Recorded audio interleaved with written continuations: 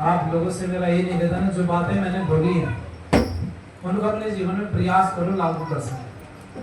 और देखो जीवन का कोई पता नहीं कब तक किसका कहाँ कैसे चलेगा, ये लेने का देना है। एक वो कहानी आती है, वो बताते हैं कि भाई सासू को उसकी बहू ने मिट्टी के छोटे छोटे बर्तन में कुल्हड़ वगैरह में खाना देना शुरू कर दिया।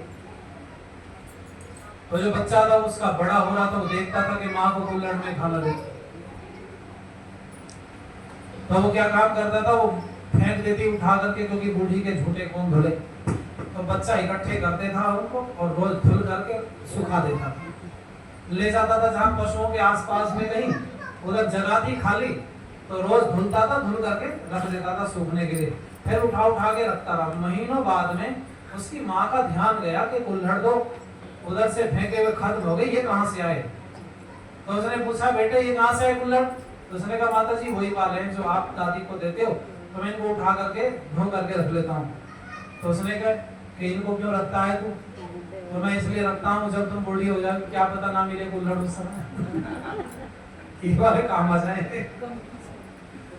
तो उसको झटका लगाए तो गड़बड़ होने वाला मामला, उसने थाली देनी शुरू।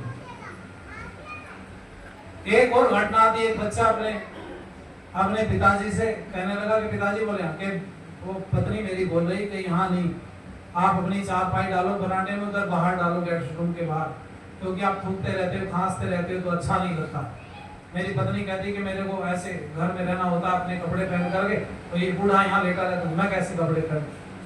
तो उसने ठीक है बेटे बाहर डाल दे, और बाहर डाल दी चारपाई। तो अभी वो कहती थी कि भाई यहाँ नहीं, इसको वहां भेजो जहाँ पशुओं का दूर थोड़ा सा गाय वाय के पास में डाल दी। और वो चारा वारा करने या दूध निकालने जाती होगी तो उसको थोड़ा सा ही अजीब सा लगा। उसने कहा एक काम करो, बोले कहा जहाँ पर ट्यूबवेल है ना, ट्यूबवेल के पास में पीपल का पेड़ भी है और वहाँ कमरा ही बना हुआ, हम रोटी वहीं पहुँचा दिया करेंगे नौकर से। मैं काम करो इनकी चारपाई वहीं डाल दो। उसने कहा पिताजी बोले आगे तुम्हारी चारपाई वहां डाल दो पीपल के पेड़ के नीचे। पिताजी ने कहा बेटे डाल दो। तो जब उसने चारपाई तीसरी जगह पर डाली तो कपड़ा वपड़ा बिछा करके जब चलने लगा तो पिताजी बड़े जोर जोर से हंसे। कहने लगे यही कर्म का फल भोगना पड़ता दुनिया में। बेटे ने कहा क्या हुआ पिताजी, क्यों हंस रहे हो जोर जोर से?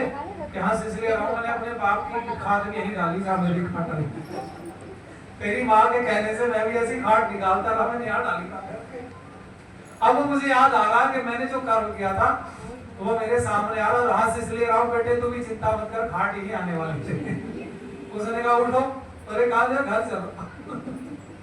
ले गया, वही चारपाई डाली और कहने लगा देखिए एक काम कर। बोले क्या? एक प्यार से मान या नाराजगी से मान, जैसे भी कर, मुझे अपनी खाट वहां पीपल के पेड़ के नीचे नहीं डरवानी पड़ा। पिताजी जहाँ रहे अपन लोग ही हुए। तो मेरा आप सबसे निवेदन है, सब लोग बैठे थे, गुजर गृहस्थ की हमने चर्चा की, आप लोगों ने बड़े ध्यान पूर्वक बैठ कर सुना। सबका धन्यवाद करते हुए वाणी को विराम देता हूँ।